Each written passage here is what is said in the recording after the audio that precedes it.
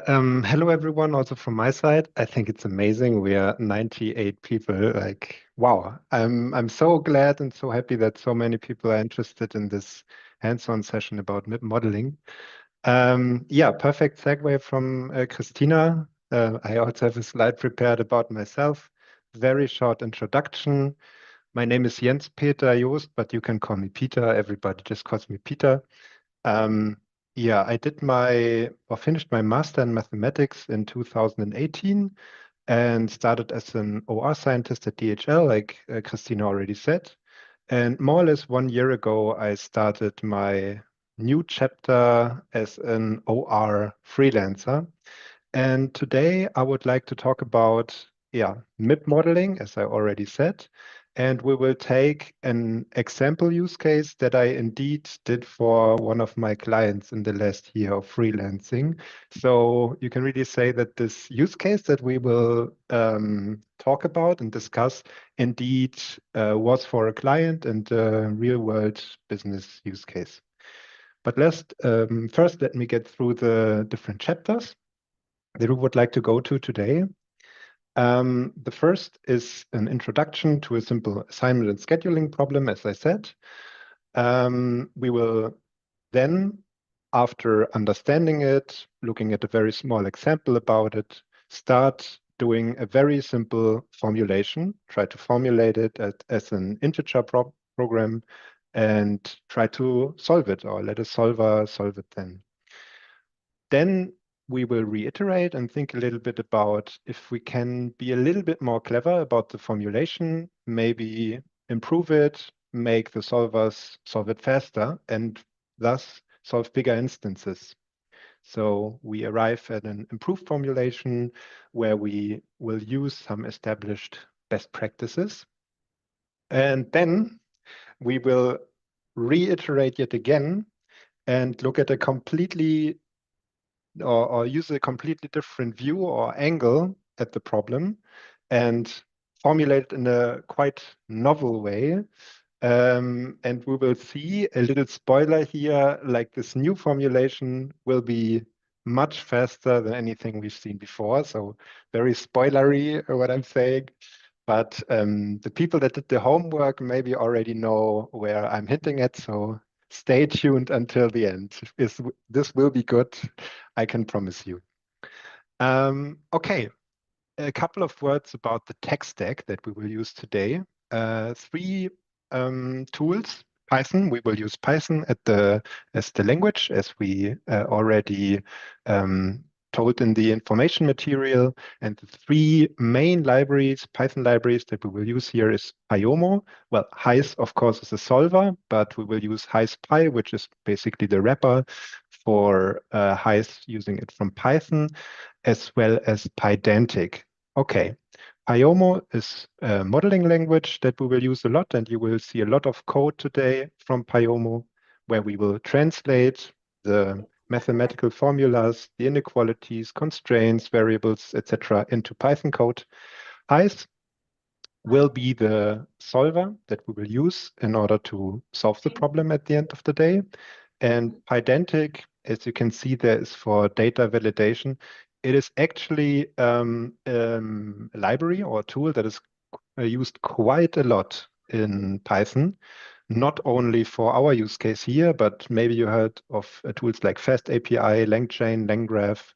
All these tools are using Pydantic, and I think it's very worthwhile to use Pydantic in many Python projects, and we will use it too. It will work like a charm when modeling with Pyomo, which you will see in a bit.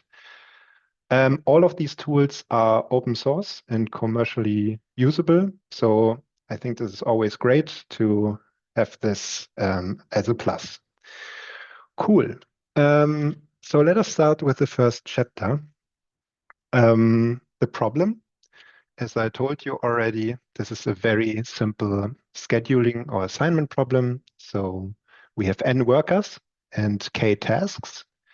And the task or like the problem is that we want all these tasks to be assigned to workers. So tasks are assigned to workers. And let's say any worker I could do any task J. This means we have a homogeneous workforce, meaning any worker has any skill, could do any kind of task. And multiple tasks can be assigned to a single worker. So one worker can do more than one task, but if a worker has at least one task assigned to them, they start a shift because, well, not because, first of all, a worker has a minimum and a maximum shift length.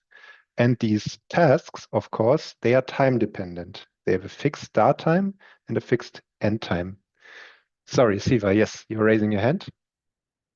Yeah, Peter, sorry to interrupt, but there seems to be Yes, something wrong with the slide. We do see some static in like point number 2. Would you mind like stop sharing and resharing it again? of course. Thank you. I Yes. will do it right away. When I see the slide on the original link, it does not have this issue. So perhaps some sort of issues with the Oh, Zoom I sync. see. Yeah, there's like this and, this and is broken. Okay, Yeah. cool. That's weird. Let me try to reshare.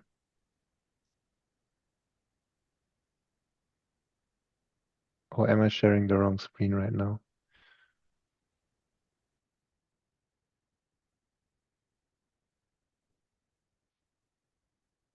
I think you can. Whoop, Okay. I'm sharing the wrong screen, right? Okay. Give me a second.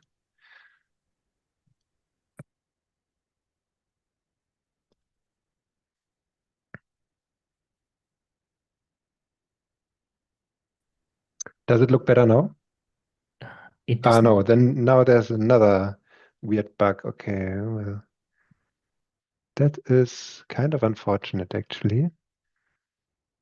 I wonder why that is. Okay, let me try it again, maybe.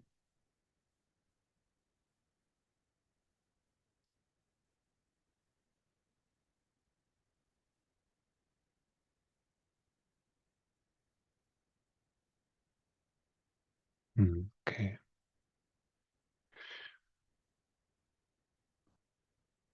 Maybe like this. I think now I'm not sharing my desktop, but rather no. Well, that is unfortunate.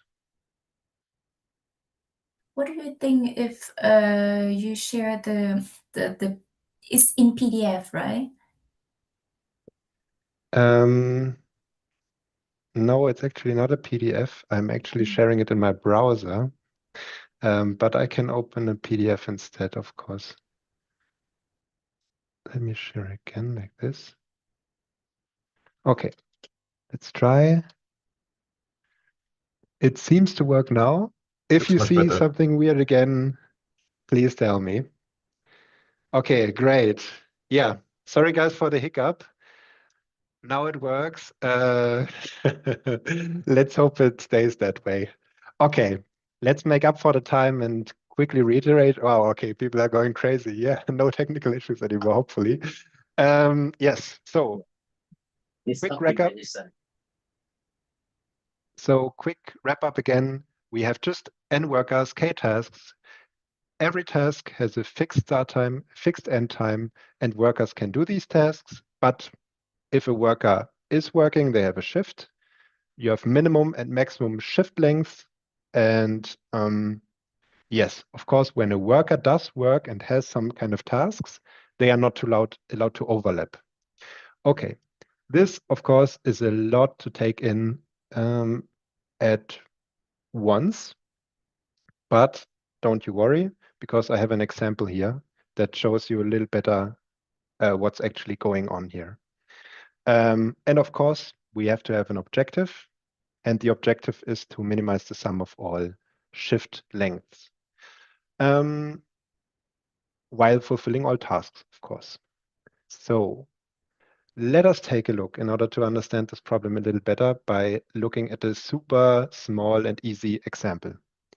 Here you can see the first small Python code. So we have n equals 3, so 3 workers, and we have 3 tasks, and they are just defined here as tuples, right? And the first number is the starting hour of the task, and the second number is the ending hour. So basically task 0 starts at 10 a.m., ends at 12, and so do the others with their respective start and end times. We have dmin equals 7 and dmax equals 10. So a worker has to work a minimum of 7 hours and a maximum of 10 hours. That does not mean that the complete shift has to be filled with work. So if they do not do a task, they are idle, but still it's their shift time, right? So, and we can already do a couple of observations on this small example here. So for example, task 0 and task 1 cannot be assigned to the same worker. Why?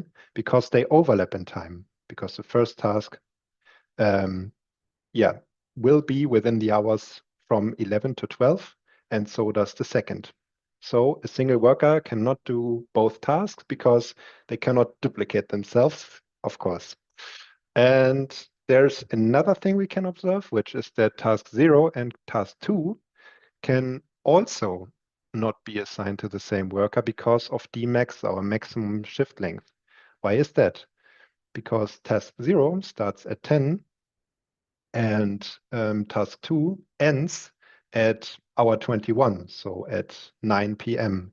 And this would mean that if a worker would do task 0 and task 2, they would have 11 working hours in total. So their shift length must be 11, which is not allowed. I hope this is so far so clear for everybody. So we can propose a possible schedule. And the schedule, so this would be basically one feasible solution to our problem, which is that worker 0 will do task 0 and will have their shift from 10 to 17, to the hour 17, so 5 p.m. And worker 1 can do task 1 and task 2, and they will indeed have a full shift of 10 hours from 11 to 21. And remember, we had 3 workers in total.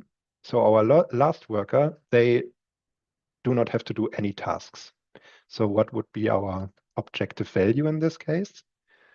7 hours for worker 0, 10 hours for worker 1, and 0 hours for worker 2 would be 17 hours in total for all shifts.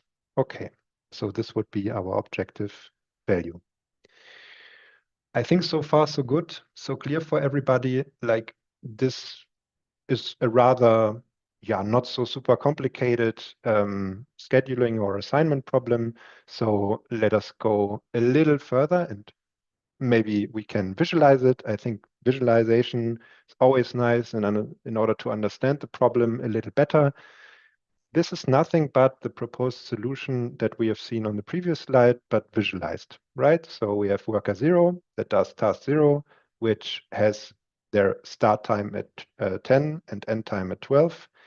And this worker ends their shift at 17 and does not do any other task there, yet it's their shift. Okay. And worker 1 does task 1 and task 2, and you can see their working shifts, so a big break in the middle. Great. Okay, so this is what we have so far. This is the problem. I hope everybody got the general idea. And this is where we will already go into the very first breakout. And the very first breakout will be about thinking about how to formulate this as an integer program. So maybe you guys remember that in our information material, basically, we said people should have a general idea about linear programming. So what are constraints? What are variables? What is an objective function? Here you can see a little bit what you can discuss in the breakout session. So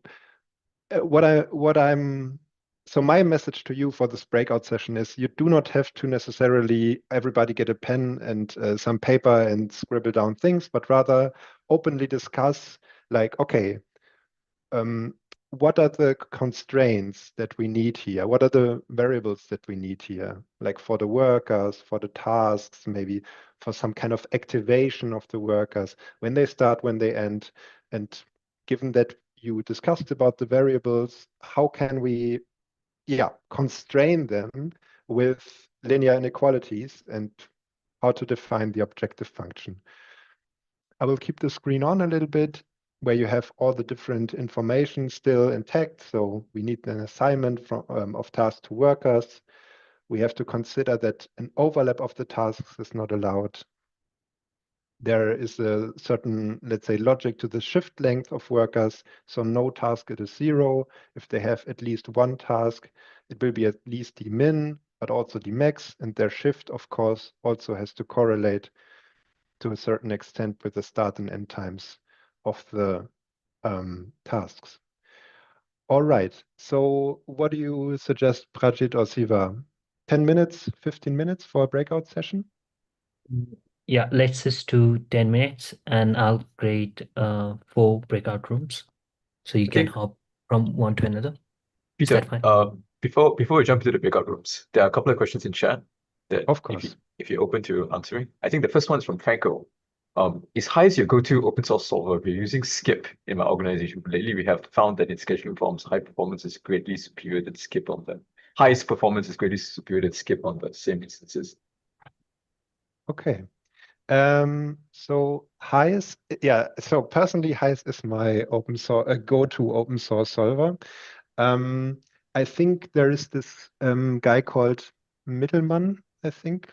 Sorry, I might say his name wrong, but he used to do a lot of so basically MIP solver benchmarking. Maybe some of you guys has the link for his website.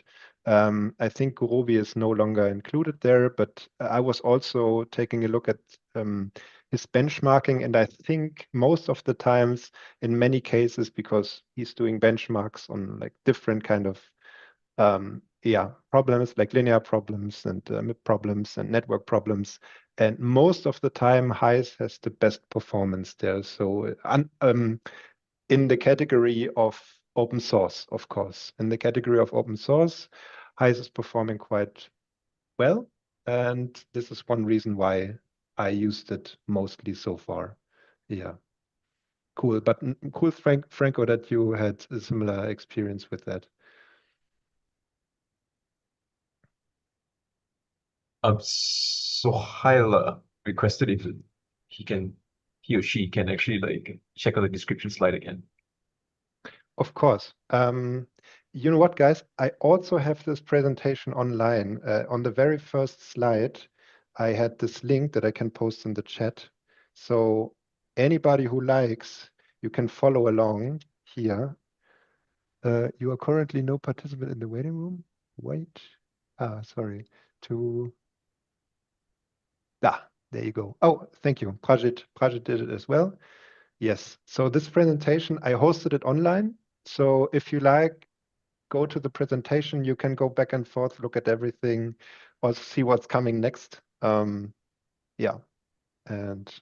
that's it. I think there's another question. Laws has a clarifying question. Is there any time period between 2 shifts of 1 worker necessary? A time period. Right. So one worker only has one time period. Like it cannot be that one worker like does some shift and then does another shift later. Like maybe I forgot to say this, but we are only talking about one single day. That's why we have only 0 here, and 24 is like from midnight to midnight. So this problem is quite simple. Like there's only one day of scheduling that we have to do. I hope this answers your question. Cool, everyone. Welcome back to the breakout session. I hope you had some good conversations, good discussions about how to model this. Let's come to not the solution, but let's say one way of modeling it. So we will start with the simple model or the simple formulation now. And we will just get a little rewind or a little refresh of what we actually have at our disposal. So our input, we have number of workers n, we have k tasks with start and end times each. We have dmin, which is our minimum shift length, and we have dmax. What you see here is some Python code, and I will introduce more and more Python code here. This is actually Pydantic. So what I want to do is here, this is not yet Pyomo and not yet creating a model, but I would just like to encourage you, because here we are talking about best practices, to maybe consider using Pydantic, because it saves you a lot of headache. And why am I saying headache? Because it's about data validation. So a lot of times it can happen that you want to ingest your Hi, data. Peter, sorry for Yes, interrupt. of course. I'm getting a lot of messages about people not seeing the screen. Could you stop sharing and reshare the PDF, please? Yes, I will do it. Yep, sorry about that. No problem. I mean, it's important that everybody sees what I'm doing.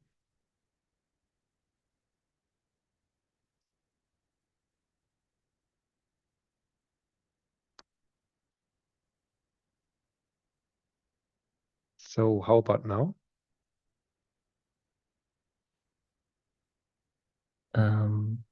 I could see it from the beginning, but Yeah. I'm not sure about someone else. It says, sorry, it has paused screen sharing. Yeah, is it visible now? I'm on the slide breakout session 1. Yeah, I think we're on the breakout session 1, right? I on some Okay. other slide. You know what? Let me stop share and share again. Yeah. So there must be some mistakes still. Yep, now I can see it. Yep. Yeah. Okay.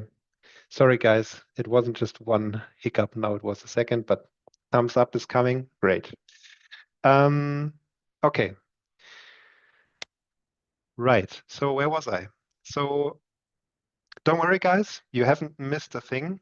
As you can see here to the left, everything you already know. We have n workers, we have k tasks, we have dmin as the minimum shift length, dmax as the maximum shift length. And I was just about to introduce the first block of code. This is not Pyomo yet. This is not MIP modeling just yet, but just defining our classes that we have. So we have a task class and we have a problem task. I don't want to spend too much time here. I just want to show you that this is how you could do it with Pydantic. So it's a Pydantic base model. It's a Pydantic field, and it makes life easier in a way that it does a lot of data validation here.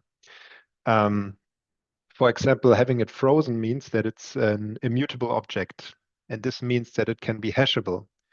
Saying a lot of words here, but it basically means that it is much easier later to use task in order to define variables in your Pyomo modeling. So if you've done it a couple of times, if you work with Python, you can see that Python is very powerful because it lets you do a lot of things, but it can be very fragile and very frustrating to work with it because it allows you to do a lot of things.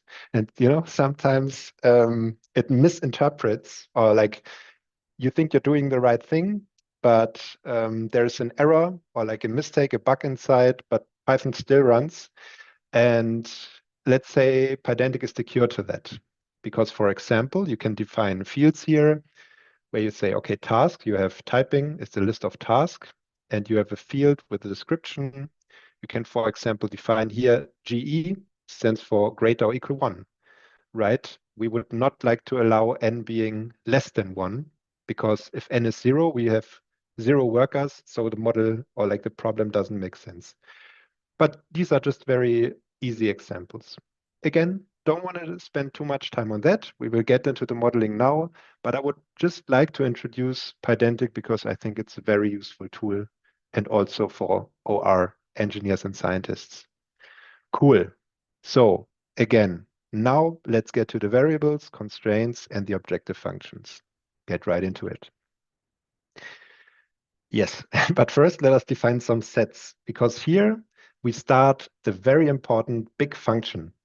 and it's called create model instance. And this is where Pyomo gets into play.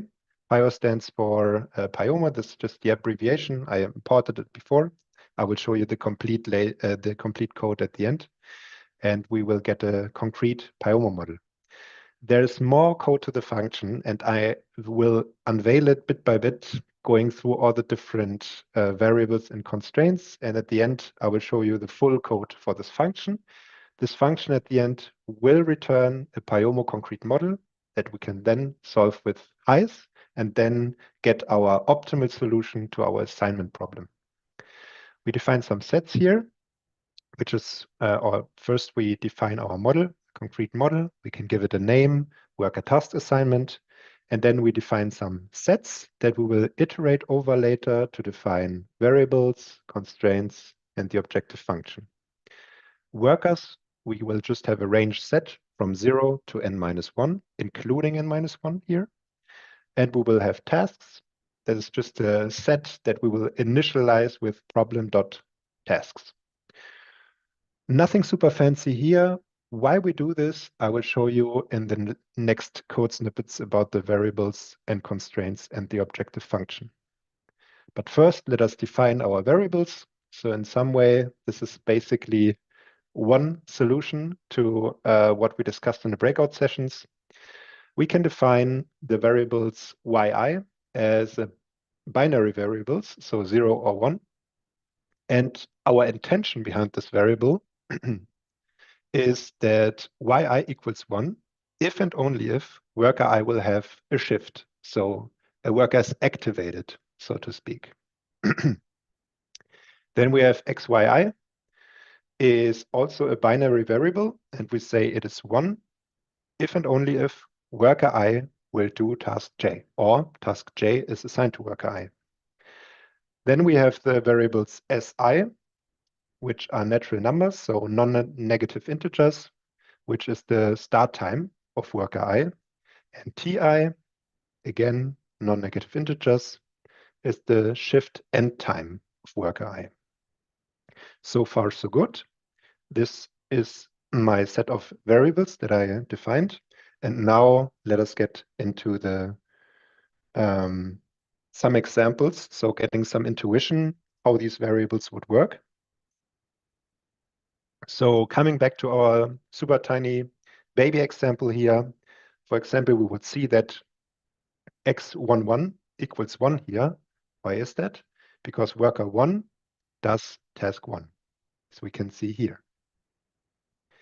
Y2 equals 0 because worker 2 does not work, right? As we established, one worker does not have to work. And y was the activation variable. And S0, so the start time of worker 0 is 10. And T0, the end time of worker 0 is 17. I think so far so good, right? So let us expand the definition of our function that we had and define the variables. And what I really like about Pyomo is that you can see here it's pretty straightforward once we defined the sets. So again, mi, our yi variables, they are pyo.var, and first we define basically our index set. So we index over the workers. So we have one single y for any worker, and we say the domain are the binary variables, or the binary 0 or 1. We do the same for x, but as you remember, x has two indices, I for the worker and j for the task. So no problem at all. We will just do a Cartesian product of our sets and say m.workers times m.task. And again, we say domain is pyo.binary. For ms and mt, we say we have a variable for any worker because we were iterating over I, and the domain here is the non-negative integer because, as we know, they start and end at an hour. Okay, cool. So we expanded our function a little bit. We established the variables. Now we define some parameters, not so super tricky. we just add a decorator. This is how you can do it in Pyomo, and say dmin return problem.dmin and dmax return problem.dmax. And now we are ready to go to the constraints. So buckle up, guys. There will be some constraints, but at the end, we need all of them in order to have feasible solutions here. Very first one, very important, every task needs to be served. So what we do here is that we iterate from 0 to n-1 over x over all xij, and they have to be 1. So what does that mean? Well, essentially, there must be one and exactly one worker that does task j, not 0, not 2, no, exactly one worker. So every task must be fulfilled by exactly one worker. And here, this is how you can write it in Pyomo. First, we add a decorator. So add m, our model.constraint. And what we do is that we iterate over the tasks. So because we want one constraint for any task. No? You see it here for all task j. So here we iterate over the tasks. And then you can name your constraint, so the function here. And I like to name it by giving it, like defining the purpose. So what is the purpose here? The purpose of this constraint is fulfill all tasks. And then we have as our signature m, our model, and j, which is the index for the tasks. And then we just say return pio.quicksum, so the summation of m.xij for I in m.workers equals 1. So I hope you see the similarities here from the mathematical formula to how it is defined with Pyomo. All right.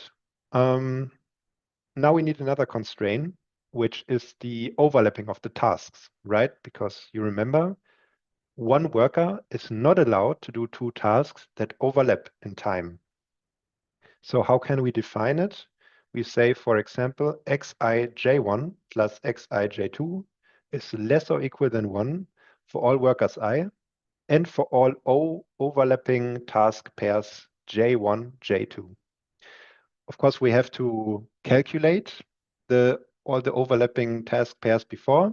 We can do it in a separate Python function that goes over our problem, checks all the different tasks, and defines all the different overlapping pairs. That's why we have the function up here, right? I will not show you the code because this is not in the scope of our session here, but you can later look at the full code that I will share after the session. And then we will define a new set, our set of overlapping tasks. And as you can see here, this overlapping task is a list of tuples of task and task. And here we see our constraint, and I hope you see again that this is pretty much similar to how we define it as a mathematical linear inequality here. So we say no overlapping task, m, I, j1, j2, because these are the indices that we need here.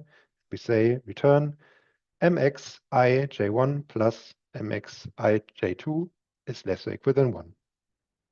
All right.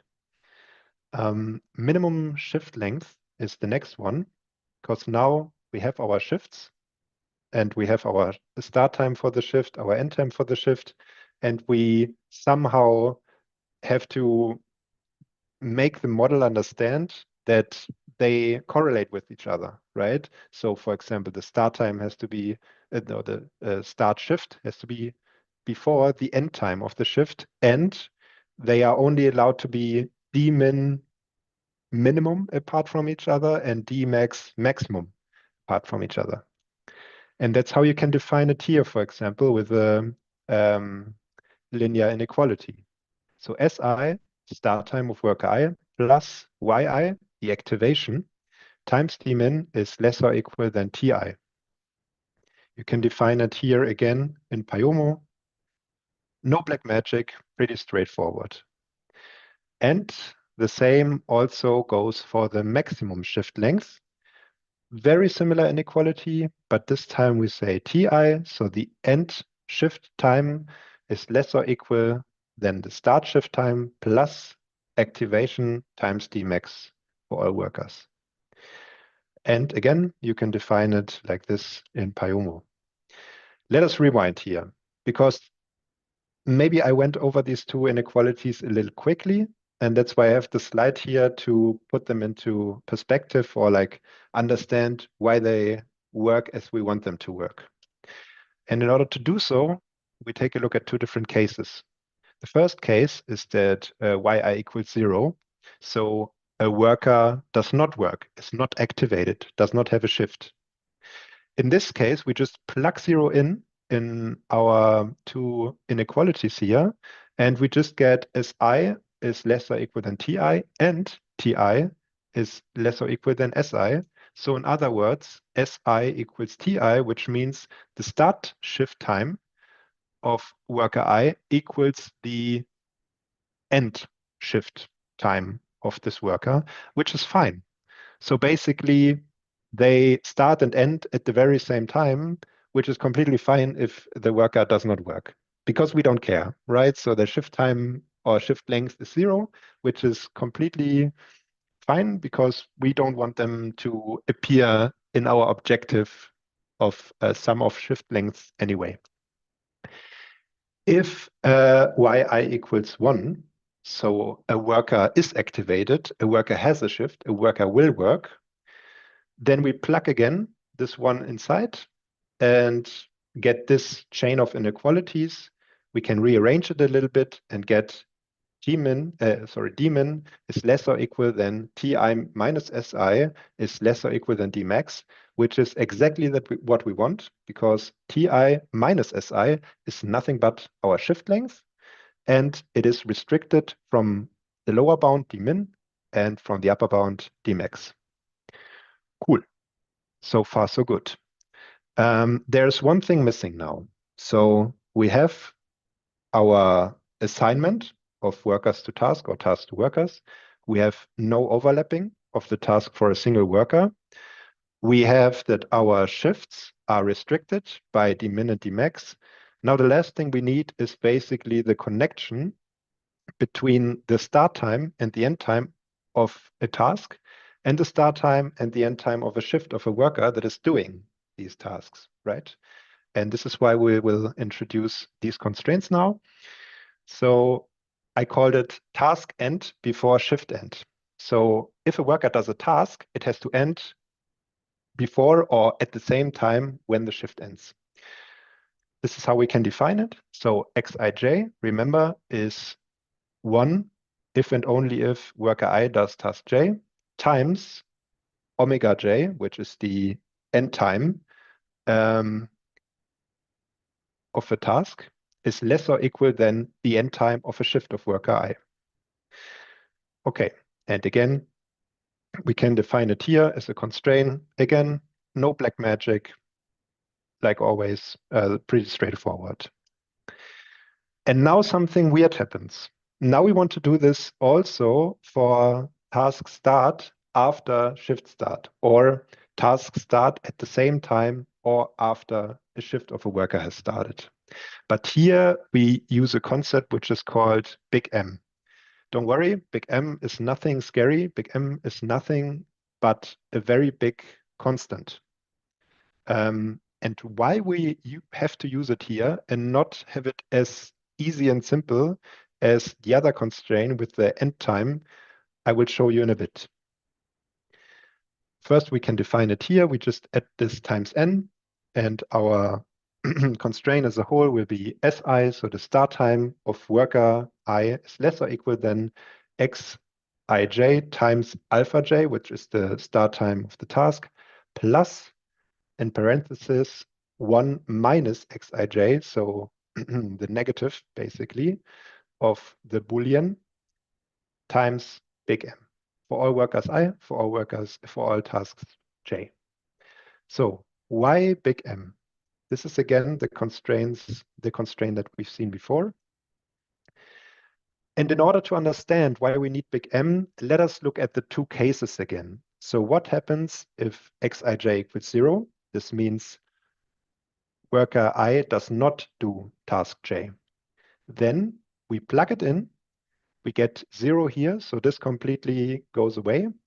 And here we have just 1 in parentheses, so we get Si is less or equal than big M. Remember, big M is a very large constant. Let's say 1000. So basically, we would have this as our constraint. So the start time of worker I is less or equal than 1000. So this constraint is not restrictive at all, which is good, because if xij equals 0, it just means that worker I does not do task j. So task j should not have any influence on when worker I starts. The other case, xij equals 1, we plug it in again and get that the start time or the start shift time of worker I is less or equal than the start time of task j, which is exactly what we want, because a worker should only be allowed to do a certain task if they start at or before the start time of a task. And maybe one last thing. Why big M now? Just imagine that we wouldn't use the second term here. If we wouldn't use the second term, we would get for xij equals 0 that Si is less or equal than 0, which is bad, because this would mean that if a worker does not do some task, that they would have to start at hour 0, so at midnight, which is exactly not what we want. And we can be sure that there will always be some task that a worker doesn't do, and we don't want them to be forced to always start at 0. Okay. One final thing, the objective function that we need, and then we are ready and can finally execute some code. Objective function, pretty straightforward. You might have imagined we just minimize over the sum of all ti minus si, so the end time of a shift minus the start time of a shift, so the duration of all worker shifts. And again, we can define it in Pyomo. The only new speciality here is that our decorator is not a constraint, but objective. And we have to define a sense. And in this case, the sense is to minimize. But the rest, again, pretty straightforward. We call it total costs. We say return pyo.quicksum and iterate over ti minus si for I in workers. Great. And that is the function.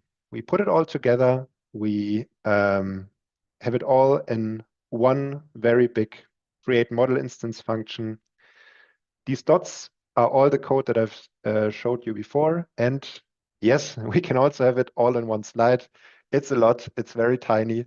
But this is everything we defined and went through. Yes, Siva. Okay, Peter, there's a couple of questions in chat. So the first question is from Andrew MacArthur. What's the advantage of using the decorator approach for parameters rather than using form.dmax instead, like directly? Yes. Good question. Very good question. Good point. Yes, it is important to note that this is not the only way how you can model in Pyomo. It's a matter of taste, I would say. And for me, I really like doing this decorator kind of style because as you can see here, it's a very big function, right? It is big and maybe a little ugly, but it gives you structure. So I like to have the structured approach of knowing all my definitions that I have inside here with these decorators, they stand for a function, right? So it gives you some structure inside the code by just saying blah, blah, blah equals constraint and so on. But it's a matter of taste. I will not say that one way is better than the other.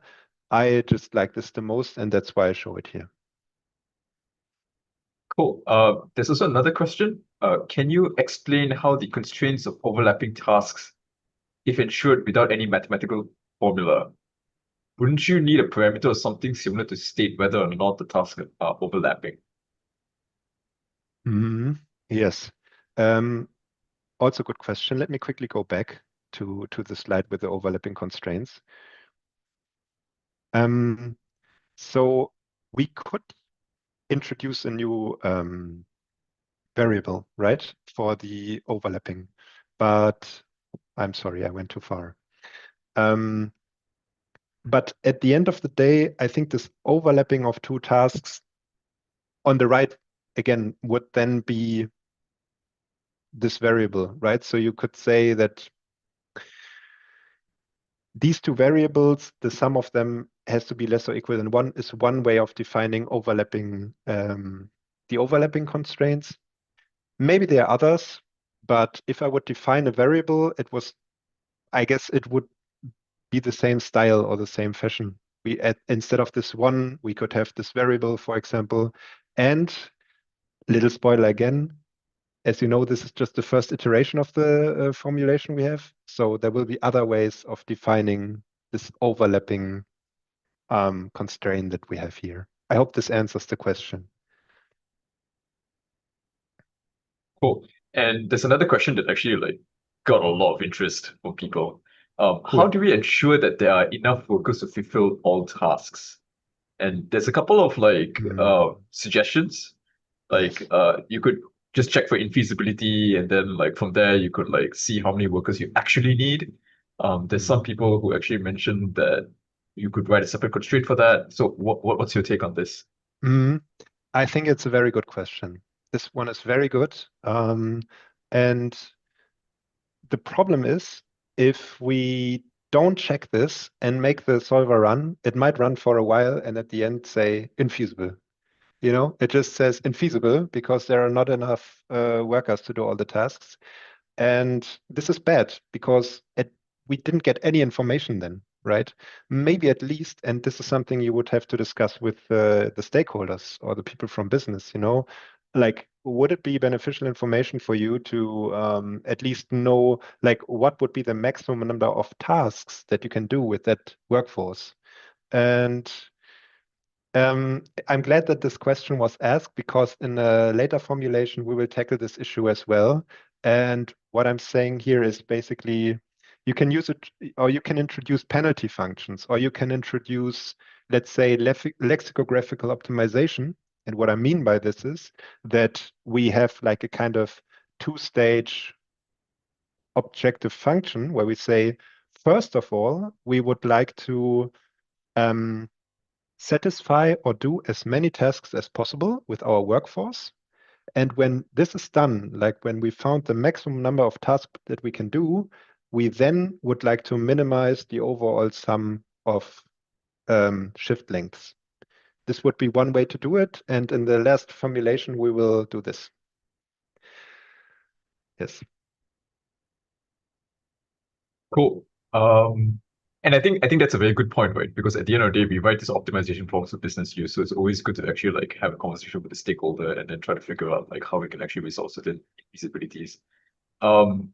So I think Simon has another question. Is it okay if I ask another question, Peter, or would you like to move on? Of course, no questions are the best.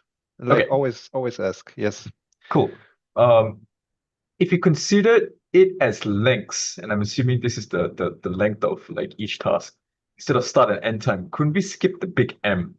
And he has a separate response. Like we just need to know whether we should assign D mid total length of task or D max. Yeah, I think this is something that I would have to think about a little more. Maybe we can discuss this separately at some point, maybe in a breakout session. Maybe this is great because the next breakout session will be exactly about something like that. So great point, Simon. I think this is something you can discuss in the breakout room.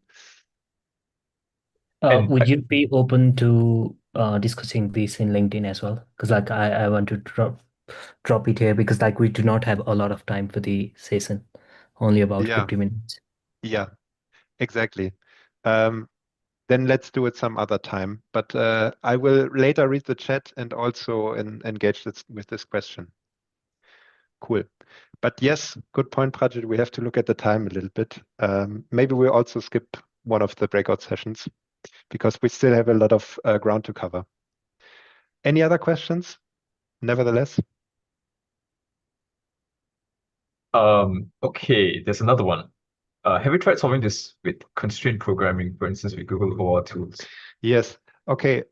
This is a question for the for the end of the session, I would say. I will also discuss about other tools that you can use here. And yes, I tried it. CPSAT I used on this problem as well. Didn't go well, but it's a different story. But great question. Yeah. Fair enough. Okay, I think that's the end of the question. There's no other questions in YouTube as well, and I think we're good to go. Nice. Okay, buckle up, guys, because now we will execute some code. Okay, just 3 lines of code. We have this problem. We put it into our create model instance. We get some model M, right? A Pyomo concrete model. And then we call Heis, our nice open source solver, super cool. And then we just say solver.solve and the magic happens. And enough talking, let's execute some code. So reconnect, please. This is the Google Colab. Not the one that was shared, like the homework, but this is the complete version, and you will get access to the complete version. And let us run it. So what you see here is basically everything I just talked about in the last slides. We do some installment first of Pyomo and Heis and Pydantic and matplotlib, of course. We define the business problem. Guys, don't worry, like this is just what we went through in the slides. Nothing fancy, right? So we define the business problem, we define the domain, we model the problem, you know, with shift lengths and so on. We think about the assignment problem, you know, get some variables in, get some constraints in. You've seen it before. Don't worry, this should look familiar if you look closely. And this is the Pyomo implementation. And again, this code that I'm showing you now is just the code that we looked at when going through the slides. So this is our bad boy that we want to run now. We define the solve assignment model. This is basically the 3 lines of code that I showed you on the last slide with some more magic when I want to set verbose solver logs and some time limit and extract at the end like the values of the variables of the objective of the optimal function, but nothing super fancy. Let us start by solving our baby example. So we create our model instance from our baby problem that you see here. We solve the assignment problem and whoosh, we get 17 hours of total cost and number of workers used too. So a solution was found. And it just so happened that the solution we took as an example also happens to be the optimal solution, but I think everybody of you saw this coming. Now let's get into some more interesting territory and take a look at a slightly bigger instance. So we're talking about 12 tasks and 6 workers, and let us run this here. Okay, I think something else is executing further below, but here we go. So again, nothing super fancy, right? We're just solving it, and we're looking at the solver logs of Heis right here. This session is not about reading solver logs, unfortunately, but I think if there will be a session about it in the future, I would really recommend it because solving or reading solver logs is an art form of itself. But I will just get you the gist of it. So basically, it took 10 seconds to solve this problem, and we got an optimal solution. And this optimal solution is, let's be honest, 31. And this is how it looks like. So we had 12 tasks, 6 workers, and we just so happened only to need 4 workers. And this is the optimal assignment. 31 hours of total shift length. Cool. But you know what, guys? Of course, we want to find the boundaries of this algorithm, right? We want to see how it does if we increase it a little bit. So now we use a slightly larger instance of 25 tasks and 10 workers. But I set a time limit of 20 seconds, you know? I just wanted to see how long it takes. And we can see here, if we're a little bit better in reading solver logs, that something weird happened here. So looking at it, we see here our status. Our status is not optimal like last time. Our status is time limit reached. And we see that our primal bound is 71. So our objective value of the last solution that has been found. And our dual bound is 70. So maybe you guys, if you know linear programming, you know the primal and the dual. So one is a lower bound of the other. So in other words, it has not found or at least verified the optimal solution yet. So it was not able to do this in 20 seconds. However, this is how it looks. This is our assignment, 71 hours in total. It could be that there's a solution with 70 hours only. Okay, so this is not so super great just yet. So I would like to maybe think about, can we do it a little better? You know, can we again look at our model and try to improve it? You know, maybe there were some good ideas, a lot of good ideas actually in the chat. You know, people discussing, can you do this differently and that differently? And I'm a little let down, I got to say, that after 20 seconds, for such a small instance, to be honest, like with only 25 tasks and 12 workers, we haven't found the optimal solution just yet. Because we don't have so much time, I would like to skip this breakout session. I think that's the best way how we can do it. I would rather like to give a bigger round of questions at the very end, because there's still a lot of ground to cover and the best things are yet to come, right? So if you guys are okay with that, I would like to skip this breakout session and give you the next best practices right away. Okay, a lot of thumbs up. Great, let's continue. So what are the problems here? Let us run an analysis script, and it is in the code. You will see it later. And we analyze our model.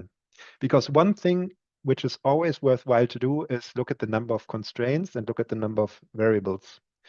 And we see here that we have only for the small problem, right, with 25 workers and 10 tasks, 25 tasks and 10 workers with a lot of binary constraints, 260. And we have a lot of, like our total constraints are also quite a bit, 925, and we have 380 no overlapping tasks and 250 task start and task end constraints each. So what are the observations we can have here? Again, for such a small problem, we already have quite many variables and constraints. We have very many overlap constraints because it scales with n times k square.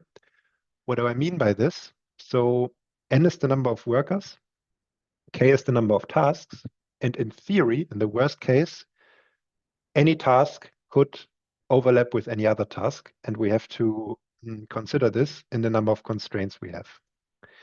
And there's a symmetry.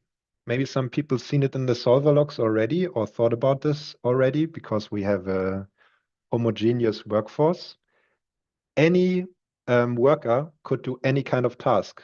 So any solution that we have, we could just permute our workers and suddenly have an equivalent solution. And this is very bad because it makes our solution space explode.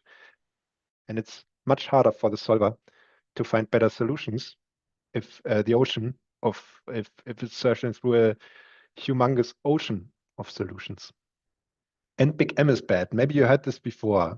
I think Chris Garcia in his hands-on session that he did about revenue management also talked about big M and also talked about that it's important to keep it small because it creates a weak LP relaxation. And what this is, we will also talk about. So let's get into the improved formulation. But first, some theory. Guys, this is a hands-on session, but we have to talk about a little bit of theory about MIP solving in order to understand how we best apply certain tricks to arrive at a better formulation. I hope most of you guys know that the most established approach of solving MIPs is the so-called branch and bound method. And the branch and bound method is essentially about solving linear relaxations of our MIP over and over again while adding certain new bounds to variables. So for example, let's say we want to solve the linear relaxation of our model. So we just say not all our variables need to be integers. They can be fractional numbers. And then we solve it. But of course, most of the time, not all our values will be integer. There might be one, let's say yi, so one activation of a worker, which is 0.5. So it would basically mean, if I'm allowed to do an interpretation here, that some worker is activated or working 50%, which is a weird thing to think about in the first part. So, but nevertheless, this is when branch and bound comes into play. So we would create two new scenarios, so branches, and say, well, let's solve our linear relaxation again, but with one added constraint, which is y1 is less or equal than 0, and the other y1 is greater or equal than 1. And basically, we do this over and over again until we arrive at an integral solution. This is not the whole story of branch and bound. We forgot to talk about bounds, because once we find an integral solution, we can use it as a bound in order to trim off whole branches by saying, well, there cannot be a better solution than the one we already found, and so on and so forth. But I don't want to go too deep. Again, this is a hands-on session, not a theoretical session. But the only thing that I want to tell you here is that one thing that you should get from the slide is we have to solve a lot of linear relaxations, and we have to go through a lot of different branches or versions of linear relaxations. So when we solve a linear relaxation of our problem, it is very important that a lot of the values of our variables are already integer. And how are we able to do this? I will show you now. So what you see to the right, we would call a weak or loose formulation of a linear relaxation of an integer problem. What you see in the middle are the integer solutions in blue. And the red area here, we are talking about a problem, by the way, which is only two-dimensional. So we would only have two variables, two integer variables here. But it's very nice always to illustrate or to visualize. And we have our convex set here of possible linear solutions to this problem. And it is defined by 1, 2, 3, 4, 5 linear inequalities. The problem here is, as you can see, the linear relaxation's feasible region is much bigger than it needs to be. You know, we could shrink it and still get all the blue integer solutions inside. So if we now would calculate the optimal solution with a simplex method from this linear relaxation, it won't have any integer values. So we would have to start our branching over and over, introduce new bounds until we finally cut and trim this region until we find a blue spot on the border, and thus being able to find an optimal integer solution. So this is bad. And this is good.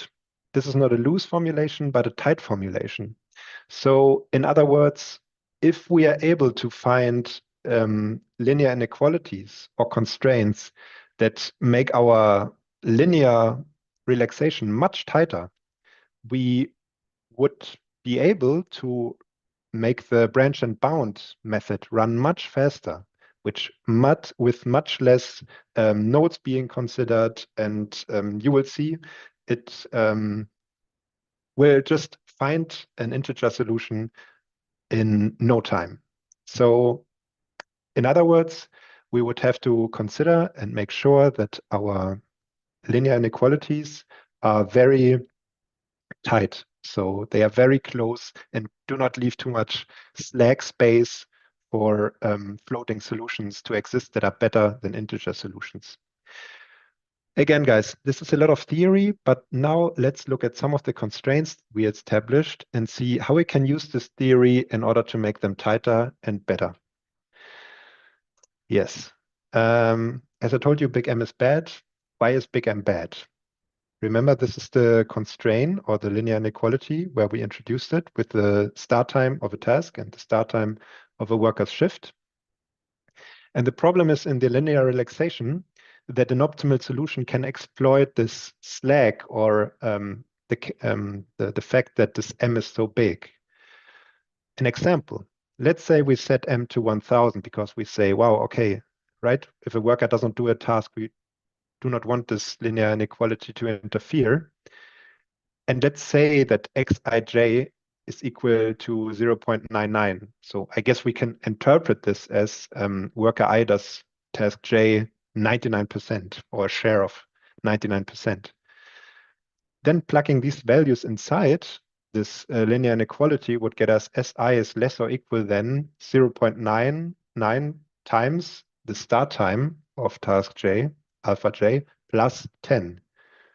And this actually is very bad because this essentially means that the shift start of worker I doing 99% share of task j can be almost 10 hours after the task's start time. And maybe you all feel that this doesn't make sense at all. And of course, the linear relaxation can take advantage of this and could severely drop the objective value of their solution when they say, well, you do 99% of the task, and as a credit, I give you that you can start your work 10 hours after the task. Sounds very weird, right? And this is why the linear relaxation would have a very, very different solution compared to the optimal integer solution. How can we remedy this? Well, make M as tight as possible. In this case, the maximum value of Si can be 24, which is the last hour, minus dmin. So the latest possible shift start. So better set it to this value, which would be 24 minus 7, which is 17, which is much lower than 1000. Next thing, cutting planes. You might heard of this already. In this case, we will apply it to the so-called click inequality. A click inequality is if you have a sum of Boolean variables and they all summing up have to be less or equal than 1. You remember our overlap constraint? We can be better than that. Because if we have all these different tuples, there might be some slack again, which I will show you in the next slide that the linear relaxation can take advantage of, but it cannot take that much advantage of when we say instead for each hour, at most one task active at that hour can be assigned to a worker. Which makes sense, right? Because if we just sum up all the different tasks that, let's say, start at hour 0, only one of these tasks can be done by a worker and not 2 or more. And why is this new formulation tighter? I will show you in a bit.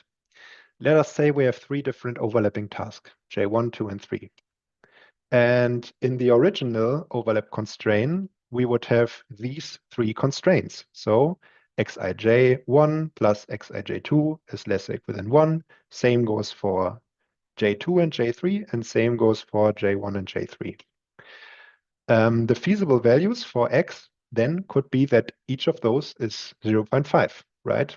It would be feasible because on each side we would have 1 is less or equal than 1, which is true. The new overlap constraint, in this case, since all 3 tasks overlap, there must be an hour age tick where they are all active, right? So we would sum up these 3 variables on one side and have this chain of linear inequalities where we then say, okay, this is less or equal than our newly introduced constraint, which is less or equal than 1. And suddenly you can see, wow, okay, now we have the sum of the 3 constraints, so they cannot all be 0.5. So this is, let's say, one small practical proof how we got our formulation tighter. Because now if you think about it in a 3-dimensional space, let's say the point in this 3-dimensional space 0.5 to 0.5, 0.5 used to be in the linear relaxation of the old formulation. In this new one, it is no longer the case. So we cut it tighter, right? I hope you see the visualization in your head. Cool. And we got two big wins. Like not only did we make sure that the formulation now just got tighter, but also we had a huge reduction in the number of constraints here. So the number of old overlapping constraints, as I said, scaled at O of n times k squared. And the new one, for each worker, we only have 25 constraints. So it scales at O of n. So we have a big double win here. And this is how you can formulate it. Again, like before, for the overlapping, we would need a separate function that defines all overlapping tasks per certain hour. But when we have this, it is quite easy. We have no overlapping task. We get our active tasks. We have one small exception where we say if the length of active task is less or equal than 1, then we skip the constraint because then it wouldn't make sense. And other than that, we do again a quick sum over all xi j with the active task is less or equal than 1. And the symmetry breaking. Guys, we talked about the symmetries and we have to break them. Yes, I added one single meme in my presentation with the Spider-Man. I think you know it. Both Spider-Man think they are the original. And in that case, both of them are actually an optimal solution, as we established to our baby example. However, the only difference is that worker 0 and worker 1 are permuted, right? So they are essentially the same, but it's bad that there's more than one Spider-Man, and it's bad for our solver that the solution space got unnecessarily bigger. And it gets a real problem when coming back to our current instance of 25 tasks and 10 workers, because just thinking about all different permutations of worker assignments here, we would get 10 factorial different duplicate solutions, right? So quite a bit. So we have to introduce a new constraint that remedies for that. There's one solution, and I call it one solution because there are different ways and different flavors how to break the symmetry. I just propose one because it's very simple. I'm not saying that this is the best, but this is one that works. So we can just order or sequence the workers by their shift start time, some other criteria, right? And it would look like this. So our new constraint is si minus 1 is less or equal than si for all I greater than 0. So in other words, worker 0 does not start later than worker 1, and worker 1 does not start later than worker 2, and so on. And this is how you can define it. And then there's one very last tweak. I would say, quote unquote, it's the weakest of all, but it's kind of free lunch, if you will. And this is defining bounds to our variables, which we have not done before. The nice thing of defining a bounds is that it helps the solver a little bit in the pre-solve phase, and you do not have to add additional constraints to your constraint matrix, which would get bigger. So just a little tweak here for S and T, our non-negative integers, we can define bounds here already in the variable definition of, that are logical, right? So for example, here, we don't even, for S, it has to be somewhere between 0 and 24 minus problem d min. And for T, so the end time of the shift, it has to be somewhere between problem d min and 24. Okay, cool. Then let us try to solve our problem again with the new formulation. All right, so guys, this should look familiar. It is basically what I just went through in the slides. We get the create improved model where I did some changes. You did them yourself if you were doing the homework. And we can test our model again on the same instance. Remember, after 20 seconds, the last model was not able to find the optimal solution. But here, our newly improved model found the optimal solution after 1 second. So I would say that is already a win. This is great. So we go further and we try our new model on an instance of 50 tasks and 20 workers. And let it run here. And what I can already tell you here, so there's still some symmetry detection here, as you can see in the solver logs. As I said, it's one solution. I am not saying it's the best solution, because even if two workers start at the same time, they can still permute maybe. And yes, after 20 seconds, unfortunately, it did not find the optimal solution. Time limit reached. And you can see that this time the primal bound and the dual bound are already a little further away from each other. So we don't know exactly how close we can get to the final solution, or how far we got. The gap is 16.2%. Right. So again, we hit another brick wall, and just 50 workers, 50 tasks, right? So we didn't get quite far with all our improvement. For me, it's quite, demoralizing, if you will. So let's get back to the scratch pad and think about why that is. What is the issue here? And one way to think about it is that we still have a scaling problem. Scaling problem is that our variable count still scales with O of n times k. And what I mean by this is our xij.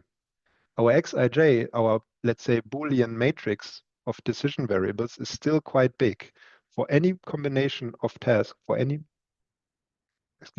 combination of tasks, for any combination of worker, we need a Boolean decision variable. And same goes for the constraints. When it comes to the connection of shift start times and task start times, and same goes for the end start and the end time of a shift and the end time of a task, we still also here have a constraint count that scales with O of m times k. And as you saw, like, the integrality gap is still not just there yet. Looking back at the solver logs, there are still many nodes to be discovered. So we got better, but there's still a lot of room for improvement. And guys, I have to unfortunately skip this breakout session as well. Again, looking at the time.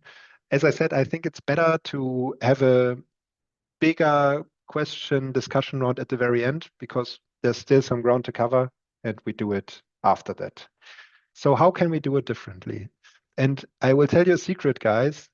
I went through these different stages of grief, if you will, for my client as well.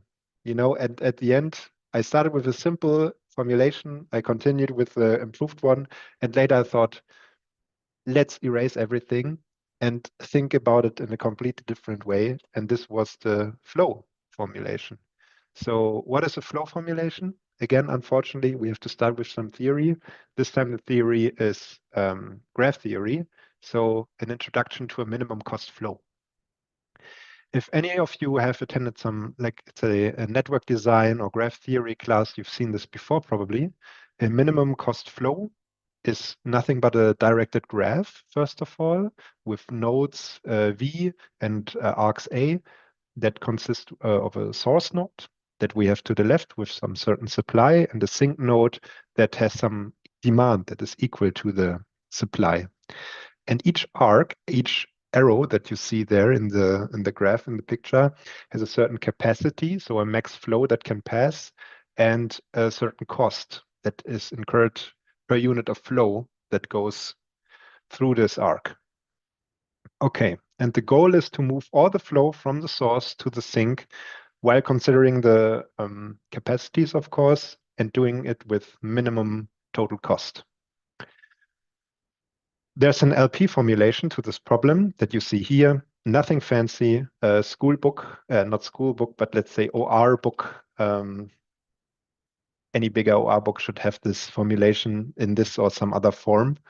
And there's a big benefit with this problem, because this problem has a constraint matrix that is totally unimodular. This means that any determinant of a set matrix has a determinant of -1, 0, or 1, which is not so super important for us right now, but it basically means that we have this green area.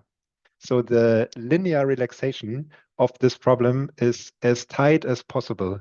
So we only need to visit one node, so the root node of our branch and bound. So the simplex method will find an integer solution of the LP, which is insane. Like, this is the best case scenario. We hit the jackpot. So if we are able to have a problem with this property, it will be solved very quickly. And so let us try it. Let us try to formulate our problem as a flow, because then we hit jackpot. Then we will have a super fast algorithm that does not need to do branch and bound and only has to solve the LP. But first, let's get some motivation, because I think this is the most tricky part of it all, where it's almost a little bit like an art. You need like some experience, you need some creativity in order to think about our problem of workers and task assignment and shifts as a flow. I think it is not trivial. Like, at the very first moment, it doesn't make too much sense, but I would like to help you to think more in a network flow way. So how can we think about it? Let's imagine in the next slides that our network flow is something like a timetable for our workers.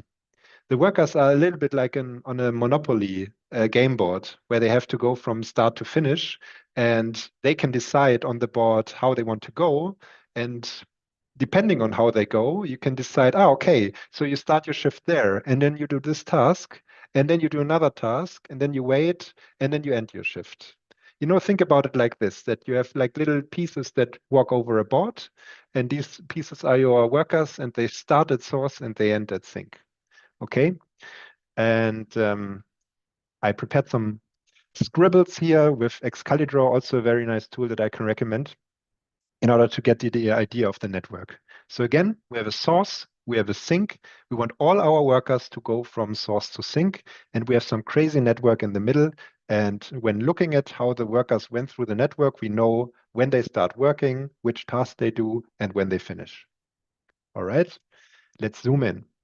The network in the middle can be explained a little bit like this, that you first start by deciding, when do I want to start? Hey, worker, do you want to start at 10? Do you want to start at 11? Or do you want to start at 17? Or do you want to work at start at any other number? I only listed 3 for the sake of and having a nice overview. You can have one of these arcs for any kind of start time. And then you have a workflow in the middle, which we will zoom in next, where you can really see how a worker goes through their day and when they work and when they wait or are idle and so on. At the end, after their workflow, after their shift, they go to the sink and say, I'm done, shift is over. Okay, so a little zoom in. You can see here again, our blue arcs are source to workflow arc. When do I start? And here you decide, I started 10, I started 11, I started 17, or something else.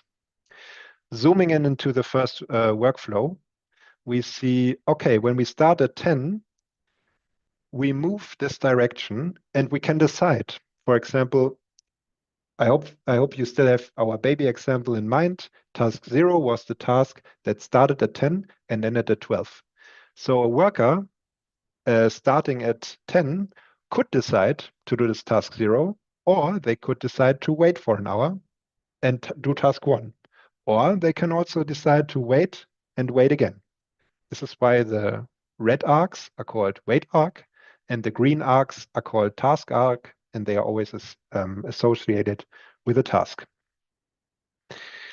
And they go about their day, and at some point, in this case, starting from 17 and later, they can go to the finish line, so to the sink, and go via the orange arc, which is here end shift. And here, this is the first time where a cost occurs. So in this case, we see, well, you end your shift at 17, you started at 10, so please pay the toll of 7, because at the end of the day, we want to minimize this, right? So we want to find an optimal solution that minimizes the total cost of shift length, and this is why we incur costs here at the workflow to sink arc.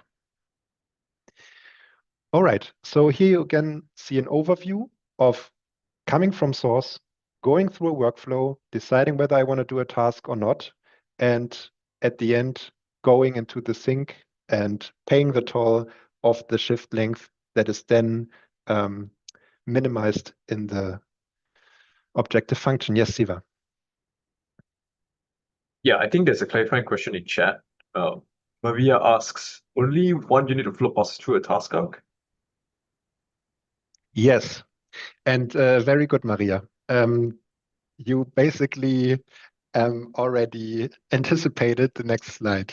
It is correct. Only one unit of flow is allowed to pass via a task arc. Let's go there. Thank you, Maria.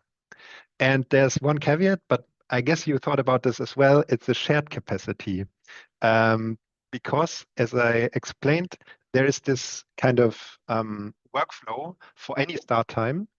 And task 1, remember again from our baby example, task 1 starts at 11 and it ends at 13. So a worker starting at 10 could do this task, or a worker starting at 11 could do this task. So the capacity on these arcs is not only 1, it is shared 1, right? So if a worker would go via this arc here must be off limits. It must be deactivated for anybody else, right? Because otherwise task would be done by more than one worker. And we also give those tasks a cost, and a very huge cost, so minus 100. So think about it that it's very nice for a worker to go there. It's like they gain $100 or euros or whatever by doing the task. And this is basically coming back to the question that was already asked in the chat, because somebody asked, wait, how do we cater for the case where we have too little workers, where we do not have enough workers and too many tasks? This is basically like this lexicographical optimization, or like this two-stage optimization that I talk about. And that's why these costs are so high. So basically, when we want to do this, calculate this min cost flow, of course, first they want to do as many tasks as possible because we want to get these sweet minus 100 costs. And when this is all done, when we were able to find do as many tasks as possible, then we will go on the second stage and say, now we want to minimize the shift lengths. Yep. But you will see how it works later. And there's one last arc that we need, which is the skip arc, because again, there might be workers that we do not need. We might not need our full workforce, and we don't want them to incur any costs here on the orange arcs, right? So there's always the option to just skip all the noise in the middle and go straight from the source to the sink. But you also don't get any benefit of the minus 100 costs when doing a task. Here you have the overview of the different kind of arcs and the different costs and capacities. And it just so happened that we do not have that many arcs with costs or capacities. Source to workflow arc that has none, wait arc has none either, and so does a skip arc. Again, task arc is large negative, minus 100, and has a shared capacity of 1 between all arcs that are associated with the same task. And the workflow to sync arc, well, has a cost equal to the shift length. Cool. And this is the formulation here. Yes, Siva. So we have another clarifying question. Are all the arcs pre-computed, pre-generated? Do you mean pre-generated? Can you clarify this question? I mean, is it all pre-generated, as in that all possible arcs are defined in the model, or is it just a method of executing this? Yes, very good question. Thank you, Stefan. So it's a great question because this graph, as you can see here, I defined myself. I also established classes for these different kind of arcs, and I also established classes for the nodes and for the graph as such. I guess you can also do it, for example, with a library like NetworkX, but I did it myself with Pydantic, and it worked quite nicely, again, because of the data validation. Data validation here is also important because these different arcs here, they have different properties, and with the Pydantic data validation, you make sure that you do not make any mistakes. And again, Stefan, it's a very good question because the main work here has been done by defining this graph. This here, the formulation, it's standard almost. You know, it's the standard, let's say, min cost flow formulation where you have this flow conservation constraint that we saw, and you have the total cost. The only caveat, so to speak, or the new thing is our task assignment. The task assignment here, first of all, I hope I was able to answer your question by this. I will later share the collab, the complete collab, and there you can see all the code, how I defined the graph. And this is the real workhorse of this idea, basically. So it's predefined, or yeah, pre-generated in this case. Yes. Okay, and so the task assignment here, it's again a click inequality. So we basically we do not have a simple min cost network flow. We here have a min cost network flow with click inequalities or with shared capacities, however you like to frame it. But the good thing is this is still nice. This is not totally modular, but almost, so to speak. And why I say almost, I can show you in a bit. So no, wait, you know what? First we want to run this guy. So let's do it. Yes, again, blah, blah, blah. You've seen it before. Nice pictures. And we define, like, this is the code I was talking about. We can skip it for now because it's not in the scope necessarily here, but we define the different nodes, the source, the sink, source to workflow arc, everything I showed you. You know, this is the code. You can take a look at it. We define the graph. And here, this is the code I already showed you. Create flow model. Again, we get a pio.concrete model, and we want to use it to solve our problem. So solve flow model. We need some logic in order to extract the solution from our activated arcs and the flows on the arcs, but again, no witchcraft. And we want to test it. Let's test it first on the baby example. Great, it gets us the same solution. This is pretty cool. And let's do a little competition. Let's do a little benchmark. 50 tasks and 20 workers. Maybe you remember this was the model size, or like the problem size, where we hit rock bottom with our improved model. After 20 seconds, it did not find the optimal solution. And now we do the grand pre basically of our different models. So we start with the basic model, we give it 20 seconds, and it arrived at a solution, not the optimal solution, mind you, of 140. Now we are off to the races with the improved model. Remember, it didn't get the optimal solution after 20 seconds, but still want to see. Wow, okay, it arrived even at the worst solution, which is pretty bad. And wow, the flow model arrived at the optimal solution after half a second. You know, it was faster than I was able to moderate this race, basically. And well, you can say it is more than 40 times faster than that, but this is just one way. The other way is that it even found a better solution. And, you know, we can really try it out and say, you know what, let's see where's the limit to this flow model. Let's look at even bigger problems and say 200 tasks and 80 workers. And yes, it found the optimal solution after 0.1 seconds. Okay, so let's show you what I promised. And this was the last LinkedIn post that I did. Maybe some of you saw it, where I say 1,000 tasks, 300 workers, 2 seconds, optimally solved. And yes, I didn't promise too much, right? It found the optimal solution. It sounds a little funny, you know, because the optimal solution is a huge negative number, but this is because of this minus 100 costs, right? But it found the optimal solution after 1.6 seconds. We could go further, but let us do some theory to explain why this flow model is better now and why this flow model is so much better than the ones that we've seen before. First is the better scaling. The flow model, when it comes to the variables and the constraints, only scales with O of k. It only scales with the tasks. Because when you think about it, it does not matter anymore which solver does which task. It only matters that there is, which worker does which task. It only matters that there is some worker that starts at a certain time that does a certain task. So we are able to get rid of this whole symmetry problem altogether by the architecture, by the structure of how we frame our problem. At the same time, we also get rid of this whole weird overlapping constraint discussion.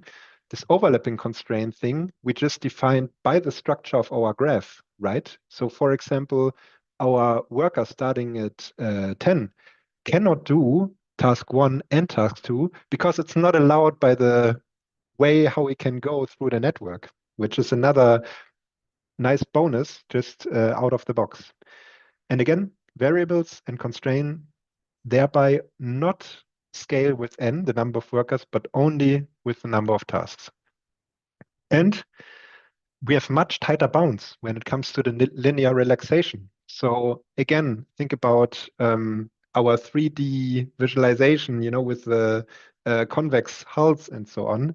It is super tight because the min cost network flow formulation is totally modular. So you have this green case, this optimal convex hull around the integer points. And at the same time, there's a little caveat because we have these click inequalities, but they are also yielding very good branching properties. They are already very tight. And when you think about it, such a click inequality is basically all the different flows of an associated task arc is less or equal than 1. So if the model has to branch and say, I take one of these flow variables and say one branch less or equal than 0, one branch greater or equal than 1, or in other words, one branch is 0, one branch is 1. If we go to the branch where we say, okay, this one flow variable is 1, we know that all the other flow variables associated with this task have to be 0. So it's like a domino effect of assigning values to variables, which is kind of nice. Great. So we arrived at the end, basically, and we almost made it in time. We have 2 minutes left officially. And I would like to give you a little takeaways first about what we learned. I hope you learned something.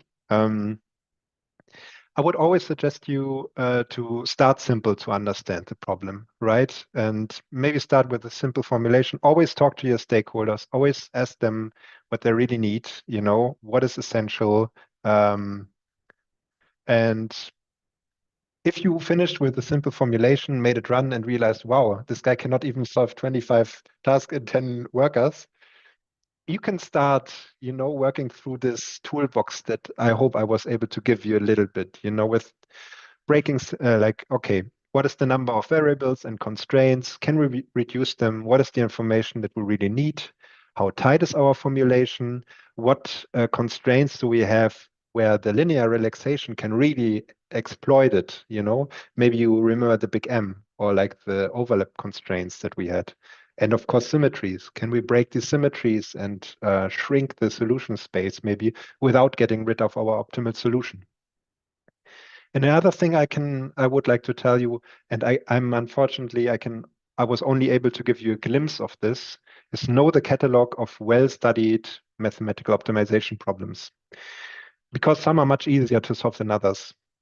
When we're talking about graph problems or graph theory, there's paths like shortest path, there's trees like minimum spanning trees, there's flow like the minimum cost flow that I showed you, or like the max flow, and there are matchings, you know, like bipartite matchings, but also weighted matchings, and they all have dedicated algorithms that run in polynomial time and can solve them.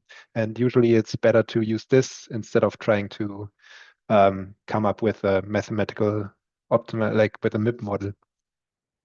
And there are like set cover or partitioning problems that also are very well suited and have nice theoretical properties to be solved quite fast with a MIP formulation. Maybe you've seen a post that I did 1 week ago, and I think Christina also shared it about the max cover problem. It's a nice problem that can be formulated and solved quite rapidly. And there's more, you know, and there are other problems that you should not try to formulate as a MIP, like the traveling salesman problem and the vehicle routing and so on. So it's not a silver bullet, you know, but when it works like a charm, I would say. And I just want to give a shout out to the tools that I use today. I don't know Some other people already said in chat they are also using them.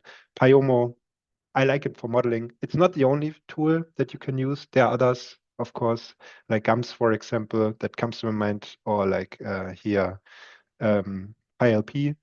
PyLP also you can use for solving, but I had very good experience with Pyomo and with Heis. They are great, open source, commercially usable. I'm all on their side. I support them. And Pydantic for data validation, less headache. Guys, if you used Python before on a serious project, I highly recommend using Pydantic because Python, can do so many things, but it also does a lot of things that you are not aware of because it does not raise an exception and so on. And Pydantic really helps you, set the guardrails, and this is cool. Further topics that we did not discuss, but I think are very worthwhile to think about in order to expand your OR toolbox, so to speak, is when we're looking at larger instances even, and maybe we also hit a limit with our flow approach. Decomposition strategies like column generation would be one thing to consider. At the end, we might have to resort to meta-heuristics because at the end, yes, this is a scheduling problem. And usually scheduling problems are rather solved by meta-heuristics or constrained programming. Nice thing is that the next hands-on session at Optimization for All will be by Amine, and he will talk about how to solve scheduling problems with timefold, I think it was. And I highly recommend also attending this session. I think it's a very, very nice segue coming from here, having seen how to solve scheduling problems with MIP solvers. But I also would like to say here in this situation that you cannot always formulate a scheduling problem as a flow. There might be constraints that it's very hard to get them into, and that's maybe where you rather use something like timefold or other tools to solve it. Constraint programming, somebody asked me if I tried out constraint programming. Yes, I tried CPZ from Google OR Tools, trying to solve this, and it was not very fast. It has other reasons why that is, but again, I would like to encourage you to have it on your list. I think constraint programming, CPZ, or timefold are also worthwhile to try out and using them in different situations, use cases. There were some extensions to this problem because, as I said in the beginning, I actually had to solve this for a client. It was a little bit more complicated. So there was finer time granularity, not hours, but minutes. There were more complex cost functions, not only just the sum of all shifts. There was also a weekly component of the workers with some fairness constraints and handling infeasibility. I think we already talked about it. And yeah, we finally arrived at the last slide. So thank you, everybody, for sticking to the end. As I said, all the code that I showed you is in Google Colab. Feel free to run it yourself. Take a look, try it out. There are more optimization for all hands-on sessions on YouTube. I can recommend them all. I watched them all. I think they are great and there are more to come. I think Optimization for All is a great initiative in general if you want to learn more about optimization. And if we haven't, let's connect on LinkedIn, stay in touch. And if you have any further questions about it, let's discuss them now if you're here or send me a message later. Okay. I open the floor to discussions, or I give the word to Prajit or Siva. Yeah, Whatever happens first of first. all, yeah, thank you so much, Philip, for doing this. So let me say what we're going to have for the next session. So it will be optimizing schedules by Amin Atmani. So he'll be using timefold. And yeah, I think so you should like this session, we should have basic Python programming familiarity and basic knowledge of optimization. And it's going to be held on 15th of April, 3 to 5 p.m. CT. We will open the flow for the questions now. Please, if you have a question that should take a priority, please reply or copy paste them, because scrolling up and finding the ones that has not been answered, yeah, it's quite hard. If you could please copy and paste the questions that you haven't been answered, please do that. Thank you. Thank you again.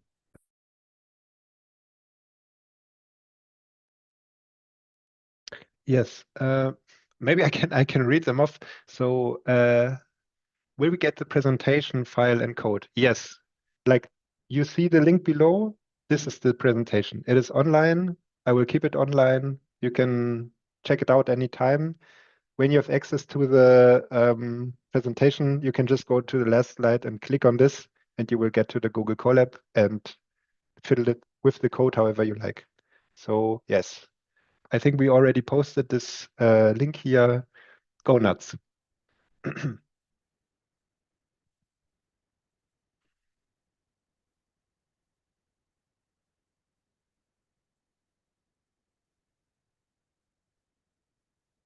Yes. What tool did I use for making these slides? A good question. I used SlideDev, it's called. You can see it here. When you go on information, it says powered by SlideDev.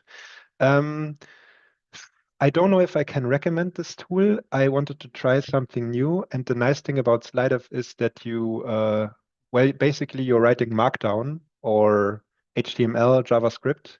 So at the end, you have a presentation where you can do whatever you want. You can do whatever you want, or whatever you can do on a website, you could do in your presentation. So it gives you a lot of freedom. It also works kind of semi nicely with LLMs. So if you want to ask your LLM, hey, can you do the slide a little bit like this? And it can help you a little bit, but you also reach some boundaries, right? Don't wanna do it 100% just vibe coded. But give it a try if you like SlideDev. I tried it out. I'm still learning, but I was kind of happy with it.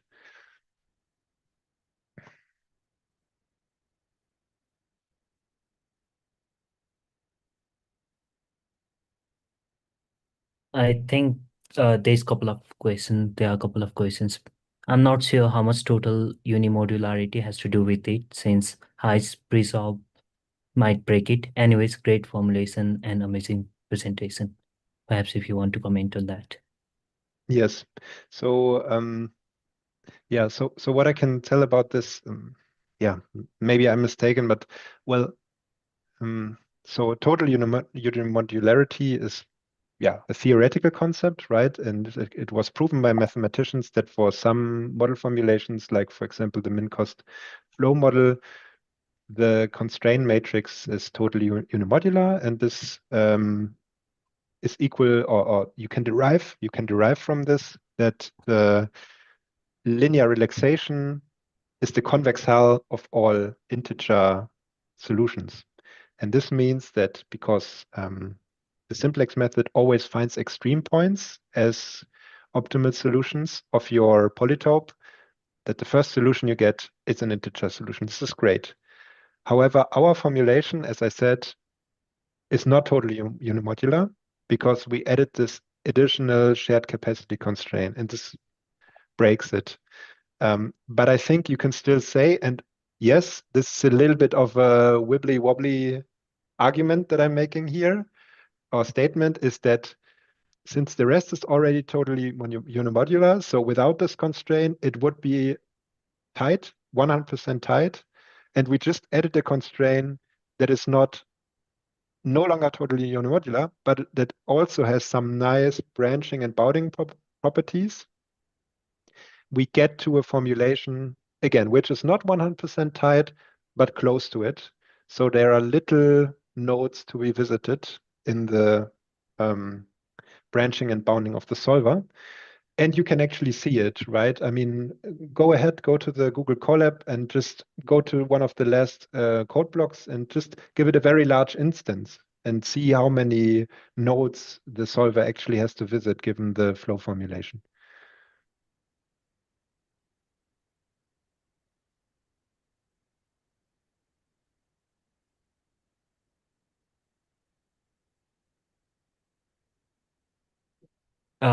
If anyone has any questions, please feel free to turn on the mic and ask them, because I think most of the questions have been answered. I was focusing on the YouTube stream.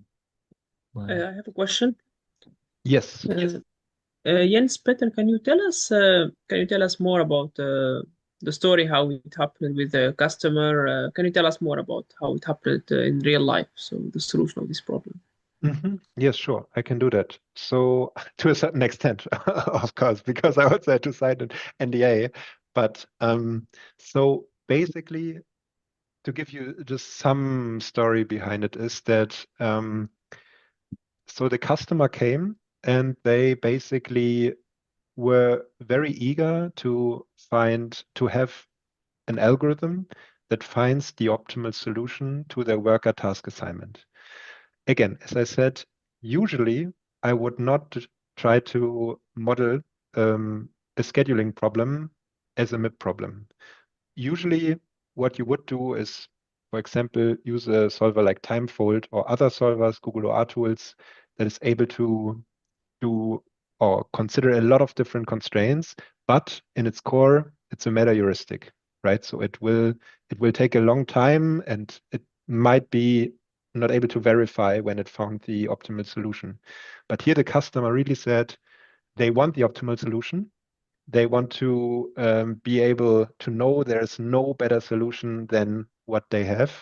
So I said, well, then I have to try this MIP modeling approach. And as I already told you, I went a similar experience, like I went through the slides and the different chapters with you here, trying to start simple, trying to improve, and then thinking about, well, maybe there's a well-established, well-studied mathematical optimization problem that I can, project this problem to, and it just so happened to be a min-cost flow problem.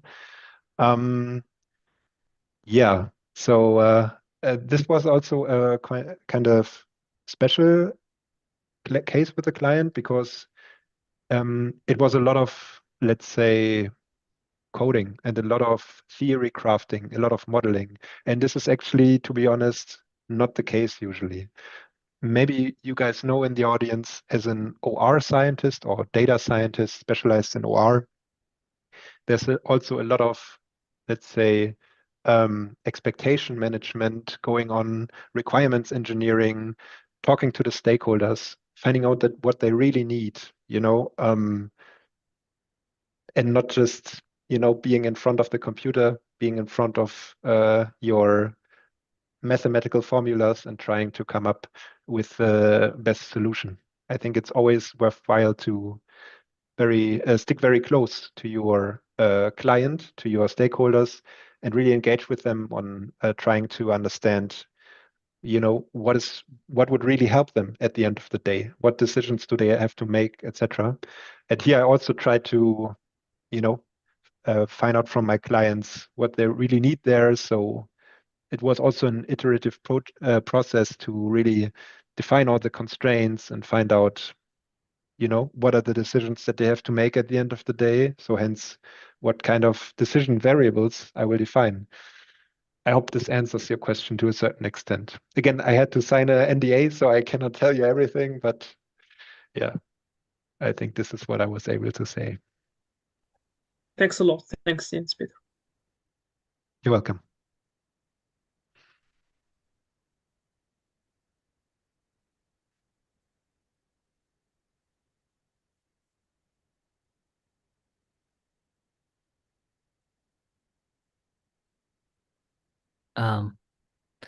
If no one has any more question, we should end this session. So I'm going to stop the live stream now.